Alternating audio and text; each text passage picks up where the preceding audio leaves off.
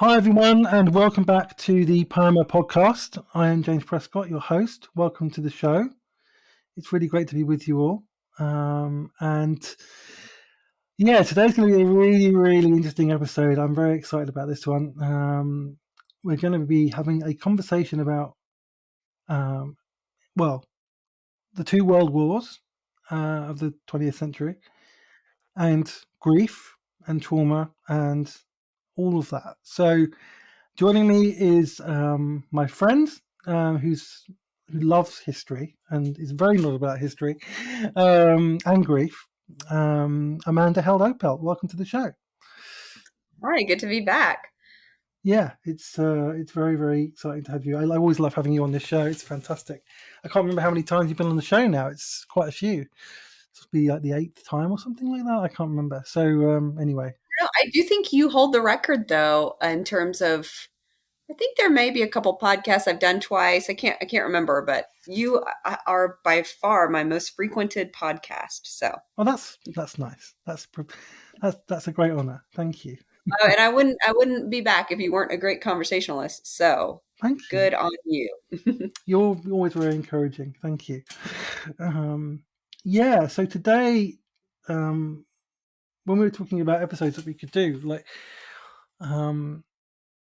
this was a topic that came up because there's so much you could talk about, but the trauma responses of our respective nations to World War One. Yeah. Maybe how they played a part in World War II happening, and also how they affected the Second World War, and how people came out of the Second World War, and how they affected decisions in that war. And there's so much you could talk about. So that's what we're going to kind of explore today. And we're going to try and do it in an hour.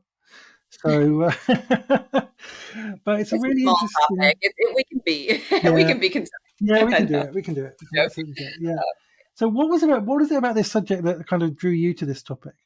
Yeah. Well, I'll be honest, I shouldn't say I have an area of expertise, but it's more an area of personal study, is kind of mostly related to bereavement practices just prior to the First World War, how the World War impacted grief traditions and grief rituals. And then a little bit, again, I'm not a World War I or World War II historian, enthusiast, whatever you would call it.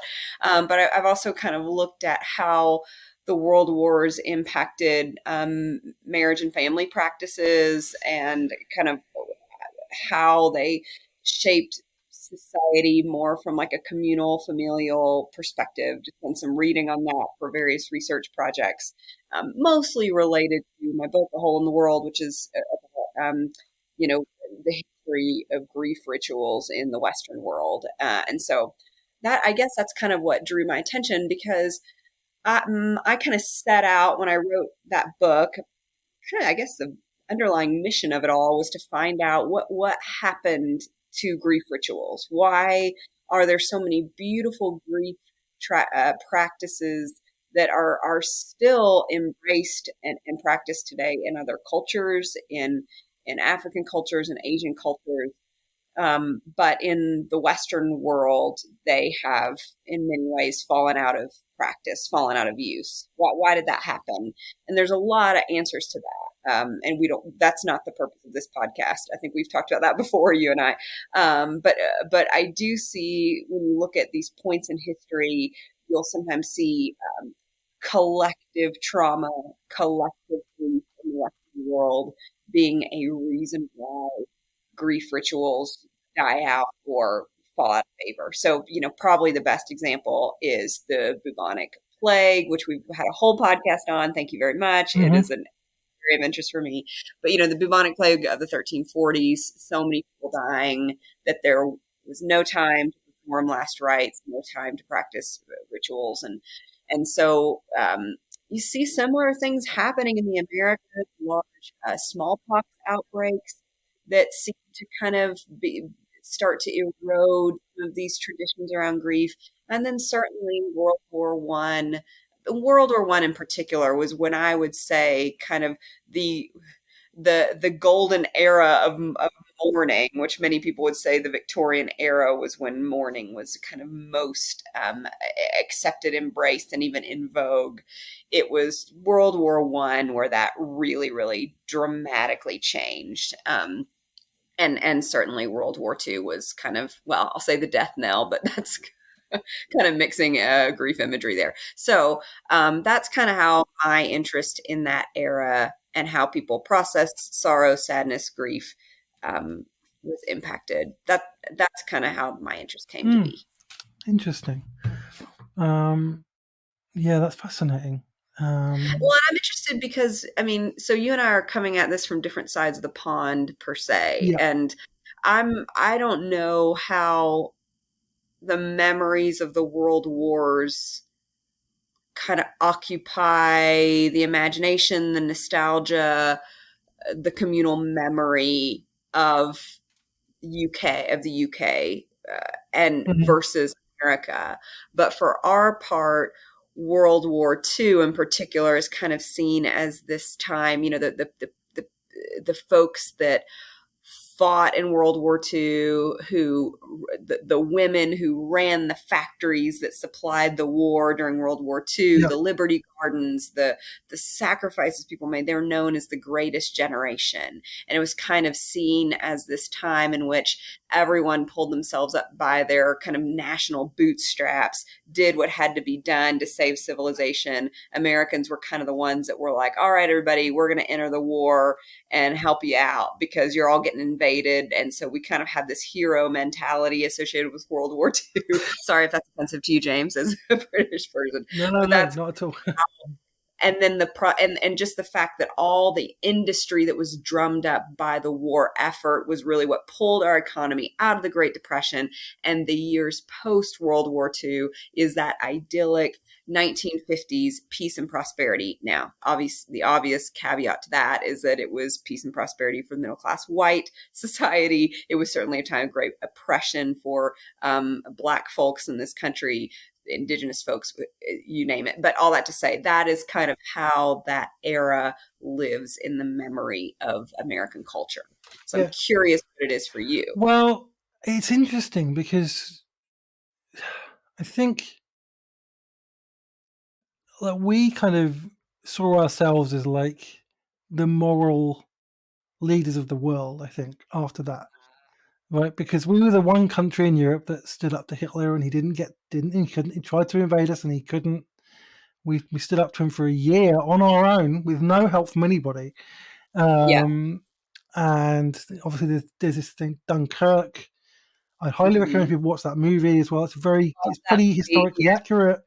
I think is it 300,000 men we saved, and you had all these English people going over in the small boats across the channel to rescue people and taking them back, and it was kind of this that kind of brought together this spirit of collectiveness, and we're all in this together, and everyone's fighting, everyone's doing their bit, everyone's like, and and we can get through,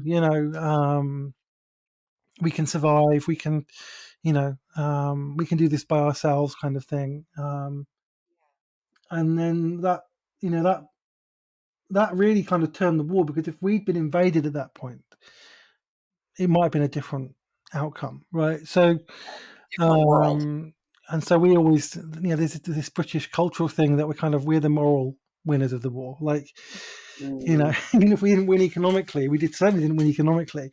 Um, um, but I mean, even out of that came the welfare state. The NHS, free healthcare. Lots of that, and those are good things. The NHS, certainly, like having free healthcare accessible to all, is a really good thing. Because we elected a kind of a left-wing socialist government straight after the war, um, and they made those changes to which were big cultural changes, and you know, kind of there was after that there was a kind of the political centre drifted to the left probably for Sure. about 25 years, 30, 35 years, sorry, till 1979. Um, um, until Margaret Thatcher and of course Ronald Reagan got elected that year as well. Took off. Oh no, the year after, Right. and that's when that's what's led to where we are today.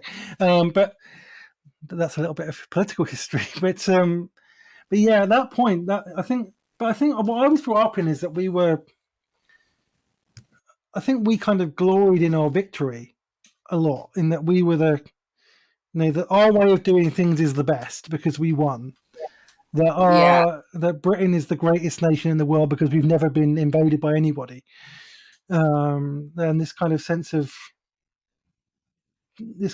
being better than everyone else, like including America. Like this kind of Yeah. like we're the greatest nation in the world. No one's ever invaded us. No one can conquer us. Um, like all this kind of thing. And ironically, we failed to deal and confront the things that we had done in that period, which weren't so great, because we had concentration camps, not as bad Yeah. as the Nazi ones, obviously, like not even anything close, but we had them, like, and we weren't complete saints, and Churchill was made out to be a hero, national hero, because of his leadership. Um, but at the same time, he did a lot of bad things as well. He was racist. He was. Yeah, he wasn't a complete saint. You can say that his stubbornness and his character and his leadership helped us win the war, and that's true. But he'd been painted as like the greatest Briton of all time, and he was morally pure and never did anything wrong, and and that's not strictly true. But that's what we were brought up to believe. But that's this kind of veil was put over us, that we were Britain. We didn't need anybody else. We were better than everybody else. We didn't need to learn anything. We didn't need to humble ourselves, and that became toxic when Brexit happened. That's ultimately what led to Brexit. Is that this kind of, we're better than everybody else. We don't need everybody else. We don't need Europe. We don't need. We don't need. We don't need. We can do things. We can get by ourselves, kind of thing. This kind of, and there's this element in this country of like anti-European everything. Like somehow Europe is bad, or Europe is, and like Europe. It was like, I think there was this thing that, and I know this because I have people in my family who, of an older generation, who believe this, that like their problem with Europe was, oh, they all got conquered by the Nazis, so they're weak. Right? We didn't get conquered by the Nazis, so we're stronger than them. Yeah. This kind of mentality of like, that somehow that we're morally superior to them or better than them because we didn't get conquered by the Nazis. And Yeah. I mean, it helped that you had a body of water surrounding you, but yeah, I it guess kind of helps when part of you've got a, like when you're completely surrounded by water. Like it's not quite as simple, like all of it. when you're completely landlocked by Germany, and when Germany's right next to you, Yeah. um, then it's slightly different. It's not quite as simple to defend yourself in those situations. Um, but um, but yeah, I mean, so that was kind of perpetuating itself, and this kind of and there were even people who thought, oh, Germany are taking out. Germany want to secretly take control of Europe via the European Union, like as Hmm. in like what? So you still think that Germany want to take over the whole of Europe politically, like it's the 1940s or something, like, right? People actually believe that, and yeah, it was so frustrating because it's like, this is completely not true. And ironically, one of the reasons that Germany is such a healthy nation now is because they had to confront everything that they had done. They had to Yeah. confront the Holocaust. They had to confront Nazi Germany and all the horrors of that. They had to actually deal with that as a nation and Yeah. like actually go through that. And because they did that collectively, and they processed that trauma, that horror, um, they actually ended up a healthier nation because of it, and Yeah. a more mature nation, you could argue. And so they're much more politically stable, they're economically stable, they're like, you know, and it's ironic that that's happened because, and we didn't do that work. Our two nations didn't do that because we were the Yeah. winners, Yeah. right? So Yeah. we don't need any help. We don't need to learn anything from this. We've won. Yeah. And so you could say that a lot of the bad things that have happened in the last few years in our countries are kind of the long-term manifestation of not dealing with the imperfections in our nations after the Right. war. Like, Yeah, that's right. Well, and what I'm kind of curious about is because I mean, yeah, we're bouncing back a little. World War One, World War Two. I recognize they are not remotely the same war, fought over the same things, but it is kind of a season. It's the first half of the 20th century, first, I guess, really global conflict. mm, I guess the only reason global conflict is even possible is because of advances that were made in transportation and communication and yeah, weaponry, all that stuff. But yeah, it's interesting to me when I think about the toll of trauma because beyond Pearl Harbor, there was no real existential threat to American soil. I mean, obviously, eventually, there was no. There wasn't an imminent threat that we were going to be invaded. The mm, enemy was not dropping bombs on our citizens like you all were facing. It's interesting. I don't know if you've heard of the show Man in the High Castle. I've heard of it. Uh, Yes, but it's kind of an alternate history yeah, where the Axis powers are victorious, and what would happen if America was now being run by Axis powers, not the Germans and the Japanese. Anyway, interesting. I love alternate history. I think it's so fascinating. yeah, I agree. Um, but all that to say, I think so it felt like what we ended up dealing with were soldiers returning from war, highly, highly traumatized. And it was kind of the first time that we began to give a name to that kind of trauma, shell shock. And then from there kind of grew, obviously, very few resources, not as nearly as accepted as PTSD is now, but it was a beginning of an awareness on that level. Whereas it seems like for you all, there was an entire society that was traumatized, Yeah, but maybe particularly in the cities as they were bombed, children were removed to the countryside, all of these things. yeah. I mean, it was all the cities got bombed. I think it was relentlessly for months, and you were getting thousands of people dying every day. It was like, um, yeah. I mean, I don't want to trivialize any element of history or any very serious event, but we were having the equivalent of a 9/11 every day Sure. for like Yeah. 2 months or whatever it was, 3 months or whatever it was. I can't remember how long it was, but it was a long time. Cities were being destroyed. It was just everywhere. It was just rubble. Fires. There was nothing you could do about it. Literally, there was no way you could stop it. In London, people basically hid out in the tube stations and the underground stations and just slept there. And they tried to Yeah. stop them, but they couldn't because that was the only safe place. And they could feel the vibrations from the bombs dropping above them. Like it was, people lost their homes. People lost, it was horrible. It was very traumatic. Yeah. Even Buckingham Palace got bombed. Um, which I heard apparently the British government were quite relieved at because then it felt like the royal family were one of One us. of us. Yeah, Yeah. and that's actually, I mean, as an aside, that the Second World War is actually one of the times when the nation kind of bonded with the royal family a bit more. Partly because of that, and because the king was out with the people, With the, and visiting all their places that have been bombed and talking to people, and encouraging him. And of course, his house had been bombed as well. So it was Elizabeth actually served, I think, in the war. Probably not in the front line, but she did.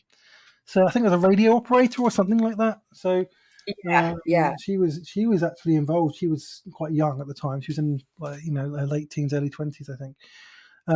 But yeah, that was a major traumatic experience. It was, for our country, it was humbling. we lost, in Dunkirk, we lost a lot of men. It was we were defeated. Like we were defeated. We were gone in there to defend France and stop France from being invaded, and we failed. Yeah. And then we were driven out. And we almost lost. We almost lost our entire army, but we managed to get 300,000 men out. Yeah. So we thought we wouldn't get any out. At one point we didn't think we'd get any out. We thought it would be an absolute catastrophe. If we lost all our men, then we might have had no choice but to surrender. So that was that lifted the nation when we managed to get all those people out. Yeah. It really did. And then we had obviously the Battle of Britain, which was really like, you had a bunch of like 20, 30 airmen, whatever, who were basically defending the whole nation, right? And it was, and there's been movies about it and stuff, and it was really amazing, really, because what happened is actually that they were just about getting to our airmen, like they were on the verge of beating them, and then they stopped and they started bombing instead. Yeah. So anyways, the Blitz actually, in some perverse kind of way, actually saved Britain, because our air force was almost on the verge of being knocked out, and because they started blitzing instead, we were able to regroup and retrain people and get new pilots and build new planes, and and it kind of saved us. But yeah, I mean, it was horrible, that, and it took people a while to recover from that. Yeah, I'm sure it did. And we came out of the war and we had to rebuild our country. We had to rebuild cities. We had to, and we had to, just rebuild houses. That's when council houses started, government-owned houses, which people just rented from the government, because people couldn't afford to buy houses, and there was no money. So yeah, it was a tough time after the war. My dad was born the year after the war ended, and he grew up in one of those small houses. And rationing continued after the war for several years. For how many years? Like, wasn't it 5 years or something? Yeah, something like that. Yeah, because we didn't have the resources to make Yeah. bring food in or whatever. We didn't have. I think we had to get a loan from America. I think we did, or from somewhere anyway. But it was not an easy time. It was almost like we'd lost the war. The amount of recovery we had to do, to a certain extent. But I think and of course everyone had to experience all of that. So it wasn't easy. But recover we did. But I think it took all of the 50s really for us to really get on our feet again.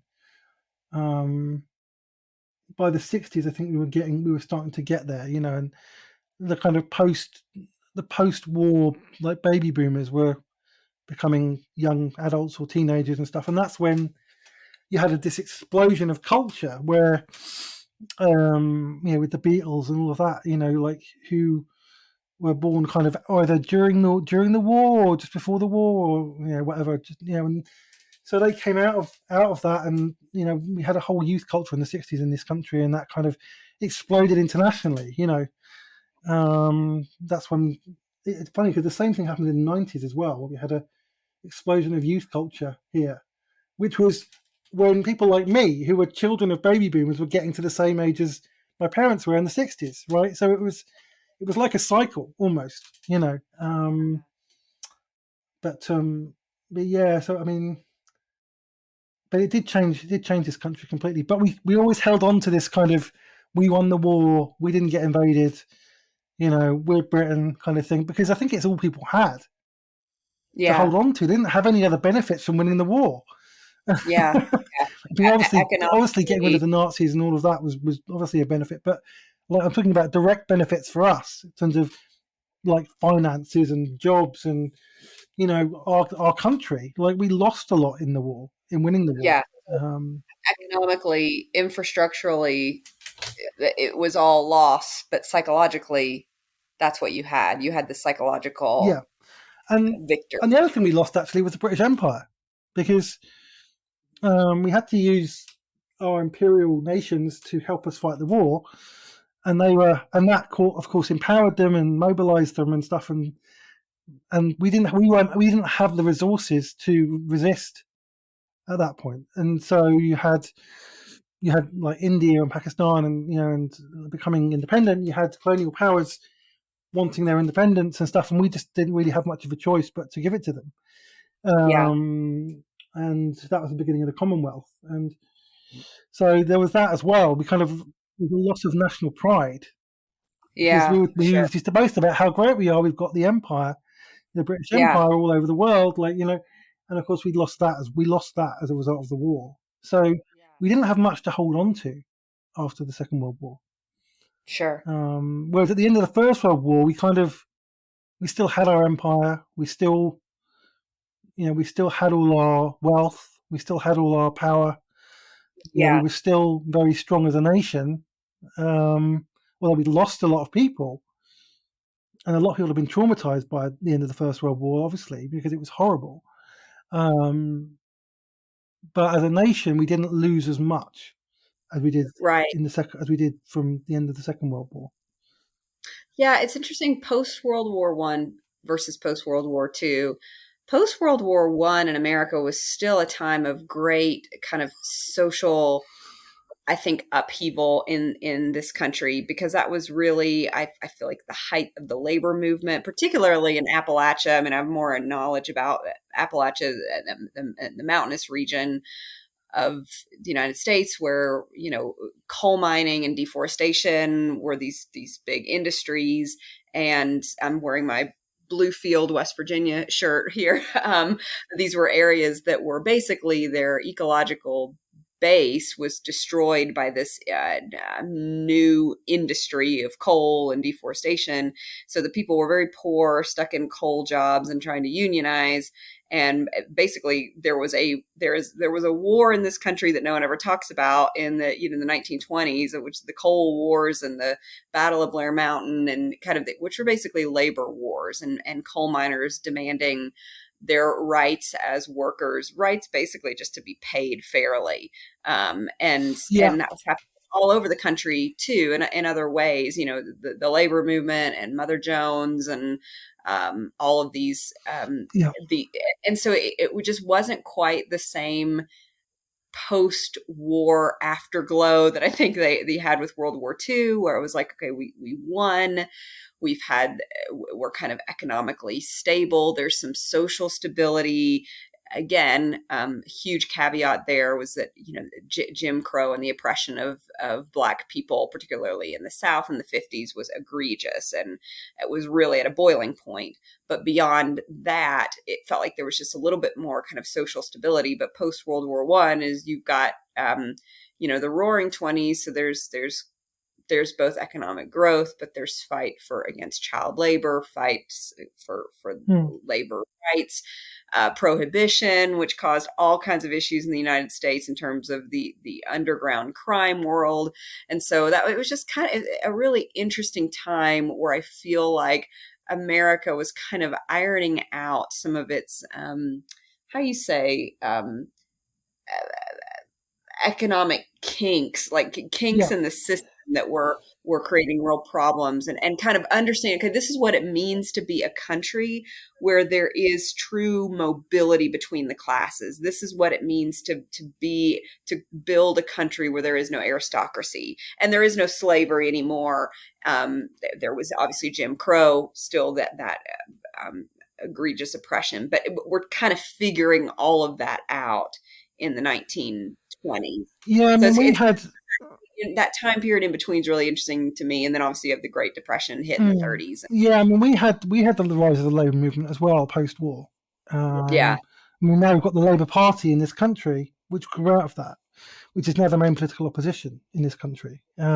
Literally grew out of that movement. So because in Russia, obviously, you had the Russian Revolution, and Lenin, um, communism kind of taking over Russia.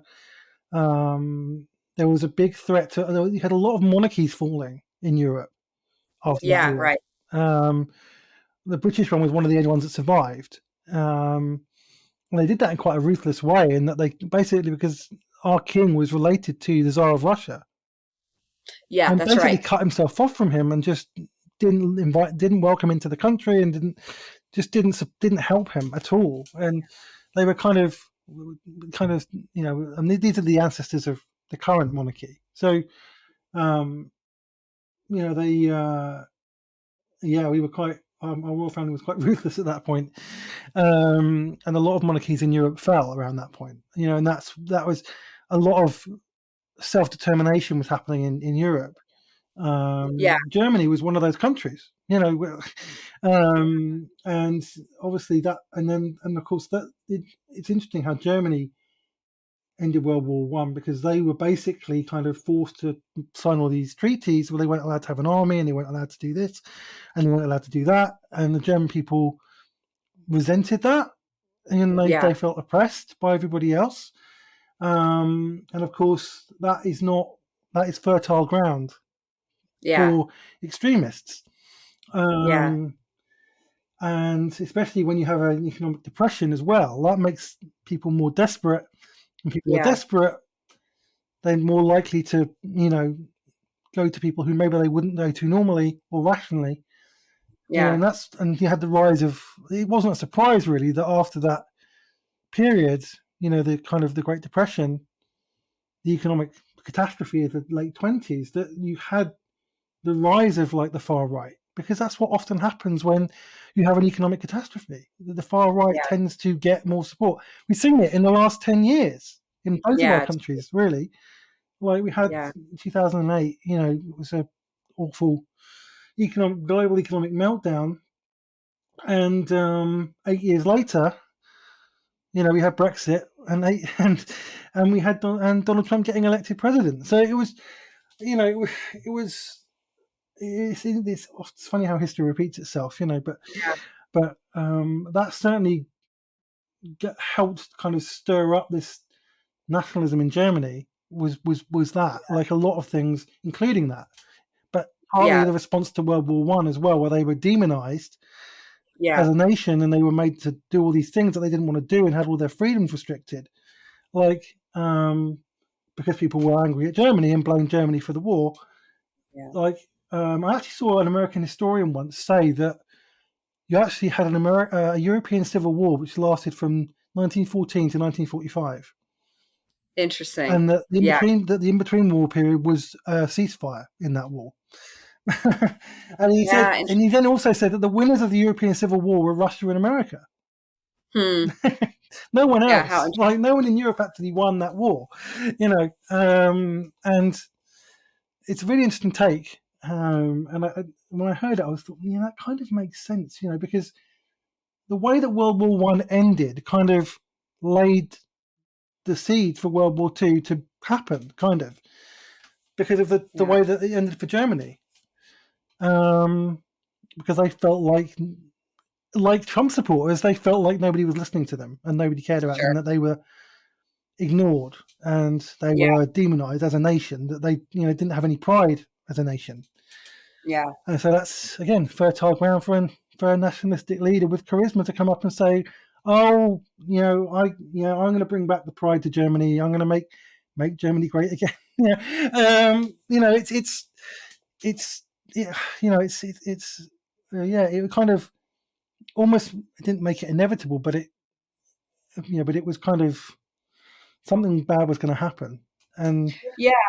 Well, and this is why I think telling the truth, like getting on the same page about what reality is and the collective memory of a nation, of a people group, is it matters so much, and what concerns me so much now about, like, you've got people coming into schools and saying, got to take all of Black history out of our schools because that's critical race theory. It's like, no, no, no, we have got to be on the same page about what the story of this nation is and the facts of this nation are, that we displaced and murdered indigenous people when we came here, that the economy of this country was built on the back of Black slaves, that slavery continued into the 20th century through Jim Crow laws and sharecropping and all of these things, but we're not on the same page about, like, and people can't agree on basic fundamentals of reality, and our memories are divergent in that way. And so that's where we see some real problems. The Roaring Twenties in this country is seen as this kind of time of like prosperity and partying and defying prohibition, and it's like, meanwhile, like, the Appalachian region's being completely ecologically destroyed. The people are rising up to demand fair wages, and literally the US government dropped chemical weapons on Appalachian people. This is all during the 20s. No one knows that. No one talks about that. No one remembers that. But it's like there's these pockets of oppression and marginalization that happen in our history, but we don't remember it the same way. And so then when we're confronted with new challenges, we can't draw on the same history to guide us forward into the future. Like, we don't talk about the damage of empire building and imperialism in our school. Well, we didn't when I was growing up. We were educated to think this was this great period in British history where we ruled the world, or 2/3 of the world or something. That's what we were educated to believe. That was the general consensus. This was our finest hour. We were powerful. We ruled the world. Like, we're the greatest nation in the world. Of course, not being educated on the horrors of that and the oppression of that and the injustice of that, and and now this is the rise of the internet has been so good because people now, whatever you tell them in school, they can find out the truth. Yeah, it's true. Yeah, you can just go online and Google it, or Wikipedia, or anything. Like, you can find out the truth now, and young people especially, will not be denied the truth. They will find out. They won't nowadays, especially, they won't just listen to what they're told at school. They will go and find out for themselves, and that is a good thing, because these things are coming to light. And you can't suppress that. Like, well, we didn't have that when I was growing up. We didn't have the internet when I was a kid. We weren't able to look up that stuff. We just had to believe what we were told. And we were told that Britain is this great nation and this proud nation, and we've had this great history, and everyone should be grateful to us. So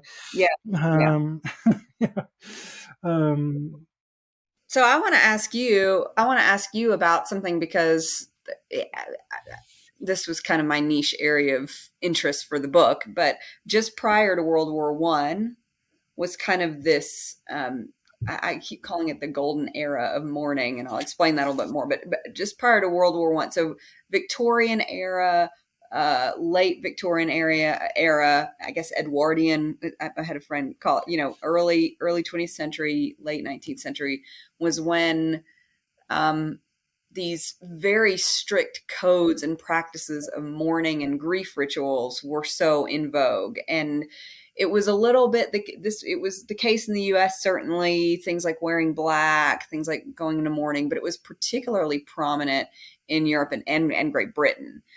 Because in many ways, Queen Victoria, kind of known, I guess, as the Widow of Windsor, who was married to the love of her life, Albert. They fell in love. They had tons of kids, but he died pretty early. I think was it 41 that he died, I think. Yeah. And so then she lived quite a long time. I mean, she has the second longest reign beyond Queen Elizabeth II. That's right. She does. Yeah.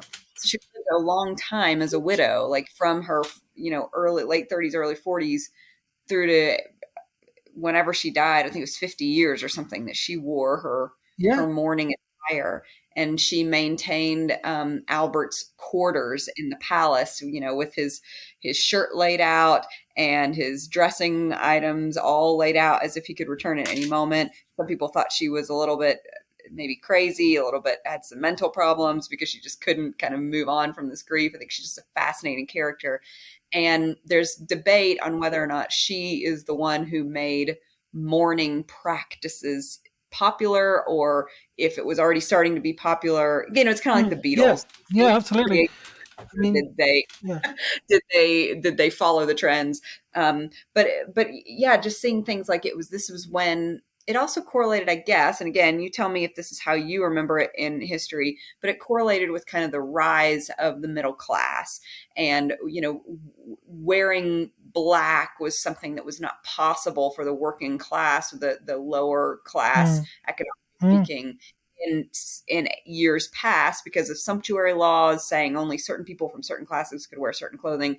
Black dye was super expensive, and so you couldn't afford black clothing. Well, all of a sudden, industry made it possible to get cheap black fabric, cheap black clothing. And so everybody could kind of make this show of their grief and say, hey, I am a rising middle class member. I can afford mourning clothes. I can afford a large funeral for my loved one. There were all these accessories of mourning, and mm. we got a whole podcast on this, on just mourning jewelry that was made at the time, made of jewelry that was made of a dead person's hair. All of these, Yeah. all the money that was spent, I mean, more money was spent on funerals than weddings during that time period. And again, it's just hard to know, like, what was it that kind of created this, that made grief so chic and popular? Was it really just kind of a way of the lower class rising into a growing middle class to say, hey, we have dignity too, or we have this, um, uh, we are up and coming, almost like a keeping up with the Joneses Yeah. grief style. Um, but yeah, I'm curious, is that something that people generally are aware of? Within British culture, that was something that was going on, because it could dominate a family's life. Like, widows were required to mourn for 2 years for their husbands, which basically meant they couldn't go out. They had to wear black. Yeah. They had to be hidden away for 2 whole years. And death rates were still pretty high at that time. So if you lost a brother, if you lost well, especially if you were a widow, I mean, you could spend half your life hidden away in your house following mourning protocols. So it's a huge part of the culture at that time. And I'm just curious if that's something that people Well, remember. we weren't taught about it at school, but which probably shouldn't be surprising, to be honest. But yeah, I mean, Queen Victoria, yes, like there's so many photos of her in black. That's all, like you say, it's all she wore after Albert died, and it actually affected her mothering as well. She was not a good mother. She neglected her children after Albert died. She was so overwhelmed by grief. She just they they didn't um, they didn't get the support that they should have had from her, which affected all of them because some of them were future kings. Yeah, So it stunted their emotional development. It was, and they'd lost a father. Remember, yeah, so yeah, and you could say that generational trauma kind of knocked on, and it's like maybe it's still manifesting itself. That's a whole interesting conversation of that because some of the ways that the family have behaved since then is quite cold and ruthless and heartless in a yeah, way, just to survive. yeah, Especially after the First World War, when royalty was in question. Like, if people were yeah, asking that question, what's the royalty for? Why do we have a royalty? Do we need yeah, one? That was a legitimate conversation in Europe generally after the First World War. And I think, yeah, like the royal family just did what they had to do to survive, and they were ruthless. yeah, Um, and I think, and certainly it was generational because you have Prince Edward, who became the king in 1936, wanting to marry an American, yeah. and who was a divorced, and nowadays, of course, that's, well, I say nowadays it's not a problem, but Prince Harry exists. Oh no. But it was even more a problem because he was the king, Yeah, right. and so it was like, well, and what we found out actually since is that he'd he'd secretly gone to meet Hitler in Germany, and Yeah, those were his political beliefs, and they were worried about that. That's one of the reasons that he was forced from power, which is probably a legitimate reason. yeah, But the scandal of that, and the brutality of it, and how he was ostracized from his family completely just for wanting to marry somebody. yeah, Um, and the Queen always blamed him for her father's death because her Yeah. father didn't want to be king.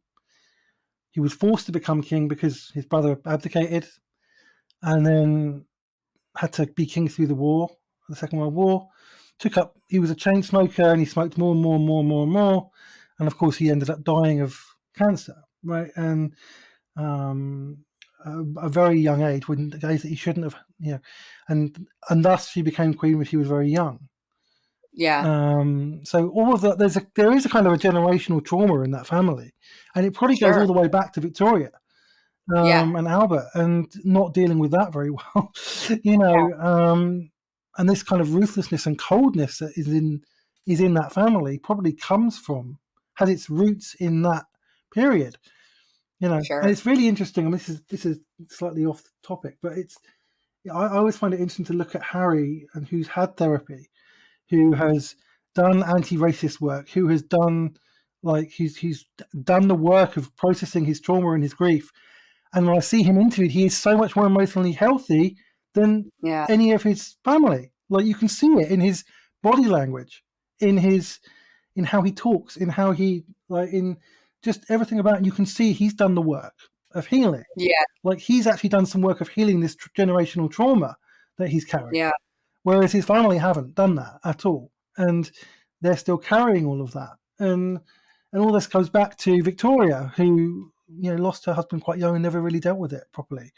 But Yeah. in terms of the culture, I don't really know what the culture was like before the First World War, but certainly, I mean, you know more about this than I do. So if that was part of culture at the time, I think it must have had an influence from Victoria, because back then the royal family were even more popular, I suppose, not popular, but more influential, I suppose, in culture than they are now, Yeah. right? And Well, if the Queen it's, was doing it, then it's okay for everybody else to do it, right? yeah, exactly. Yeah, and yeah, again, kind of a way for maybe rising, people rising economically from a lower class to middle class to say we're like the Queen. We can be we mourn, we grieve just like the Queen. Um, and so yeah, I think I have a lot of conflicted feelings about this period in history, because if you do any research on Western grief rituals, it's always going to bring you to the Victorian era, because there's so many strict, I mean, magazines, ladies magazines from the era had all kinds of articles about how long were you supposed to mourn for a second cousin, for an uncle, for a niece, all Wow. these protocols, these strict I mean, everything from the minutia of the border lacing on your dress, to the type of hat you could wear, to the type of fabric you could wear. There were these really restrictive, it was just like everyone had to, I mean, gosh, that was a day and age where it was like conformity was a sign of respectability. And the Hmm. times have certainly changed, but it was like, we must conform to prove that we are citizens of worth, of economic worth, of viability, all of these things. And so there was this kind of strange, even kind of a weird sexualization in some ways of like the mourning widow, and how this kind of damsel in distress who was untouchable, like the veil she would wear, and kind of I don't know. It's just a really, really interesting time period, because I'm thinking to myself, yeah, okay, but what about people's actual grief? Like, what about their actual sadness over their losses? Like, are these rituals actually helping, or are they placing more of a burden on the family? Is kind of this emerging industrialized consumeristic, I mean, this was the rise of the magazine, the Sears Roebuck magazine, where people were looking at these are the catalogs to purchase clothing, the catalogs to purchase mourning jewelry. This is when the purchasing power of the middle class was really suddenly like Yeah. skyrocketing. And so funeral directors, morticians were taking economic advantage of these trends. Fabric companies, clothing companies, they're all taking advantage of this and it was kind of churning it. They were churning it out, churning up the desire to fulfill these strict ritualistic practices themselves so that they could profit off of it. So I just have kind of like these strange mixed feelings about Yeah. it because I'm a fan of rituals. I wish wearing black is the one ritual I wish we could bring back to society now, because I love how it kind of showcases to the outside world, like, I am in grief, I am mourning, like, give me the parking space closest to the store, let me go to the front of the line, I'm mourning, I'm sad, I'm destroyed inside. I love how black clothing communicates that, sets the mourner apart. But I also see that it is kind of this weird societal expectation and constriction on the mourner. But I guess as that relates to the discussion at hand with the wars, is that it was really the onset of World War I that brought an end to these practices, because it was like all of a sudden, you know, women who were made, women lost their husbands in World War I. Untold, I mean, scores and scores of people died in the war. Soldiers died in the war. And so these women had to keep the factories running. They had to keep their families going. They basically were the ones left at home, keeping all of the home fires burning. They could not remain closeted away apart from society like they had been before. They had to participate in the economy. They had to keep things going. And so these strict 2 years of being cloistered away, that was done away with. But also it was a morale issue that it was said that the reason black mourning clothes fell out of favor was because there were so many people dying in World War I that it would have been a total morale killer for the country to see so many people wearing black, because basically the streets would have been filled with people wearing black clothing. Mm. And for soldiers coming home on a home leave, they would have been confronted by, instead of having this kind of restful Mm. time home for a week, it's like they're here and they're confronted with the grief of their nation by seeing all these people wearing black. It was visual representation Yeah. of the loss. And so society just kind of decided together, we can't sustain this anymore. There's no time. It's not practical. It's demoralizing. Let's stop. I just find that really interesting. Yeah, and that's sad, really, that we lost that a little bit. I mean, yeah, to the point where now you have to ask for compassionate leave. It's the Yeah. opposite now. It's which is very sad. But it's very capitalistic. When my mother died, the company I was working for at the time tried to make me take my compassionate leave as annual leave. Oh, wow. Yeah. And my dad put a stop to that very quickly. Yeah. Um, and I was very grateful for him for that. But yeah, that's very sad when you lose. But that's what trauma can do, because you want to hide away from the reality of what you're dealing with, because it's too much. Yeah. And of course, Yeah. like 100 years ago, there was no therapy. There was no, Yeah. there was no mental health concept, even of mental health. Really, there was no medication. There was no, like, it just wasn't. I mean, like back then, epilepsy was seen as madness. You were put in an Right. institution, like Yeah. mental health institution, if you had epilepsy. I would have been in an institution if I'd been around then. Yeah. Which is quite a scary thought, but um, Yeah.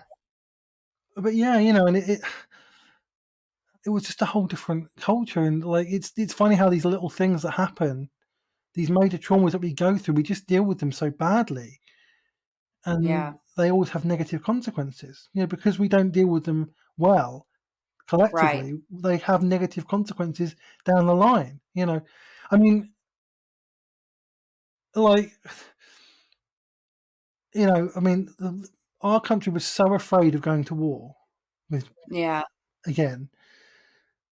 They were so traumatized by the First World War and so afraid of going to war again that they even negotiated a pact with the Nazis to try and Yeah. stop going to war, because they were so desperate to avoid a war. Now Yeah. that looks crazy it looks ridiculous on the face of it. Who are you dealing with?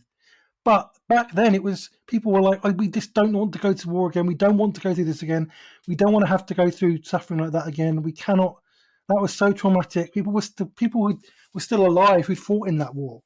The people Sure. that Yeah. fought in that war were the politicians at that point.